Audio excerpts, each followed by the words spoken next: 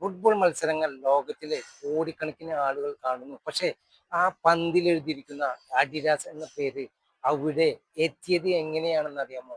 This is not a sponsorship story.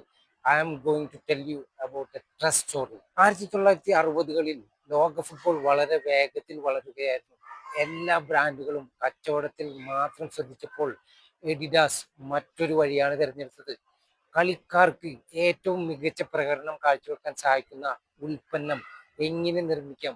അവർ പരസ്യത്തിൽ മാത്രം പണം ചെലവഴിച്ചില്ല, കളിക്കാരുടെ അഭിപ്രായങ്ങൾ തേടുകയും അവർ ആവശ്യപ്പെട്ട മാറ്റങ്ങൾ പ്രൊഡക്റ്റിൽ കൊണ്ടുവരികയുമാണ് എഡിഡാസ് ചെയ്തത്. Quality became their marketing.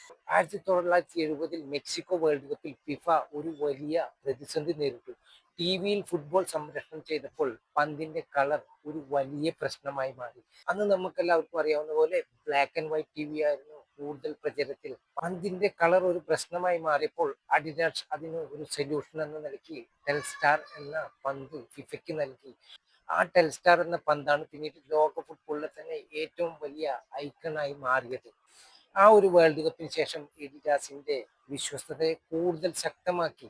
When you earn trust, the world become your advertisement. ബിസിനസ്സിൽ വലിയ ബ്രാൻഡുകൾ ജനിക്കുന്നത് വലിയ പരസ്യങ്ങളിലൂടെ മാത്രമല്ല, ചില വലിയ പ്രശ്നങ്ങൾ പരിഹരിക്കുമ്പോഴാണ്. അതായത് don't chase customers, build trust and solve problems. കാരണം trust build brands and brands build history.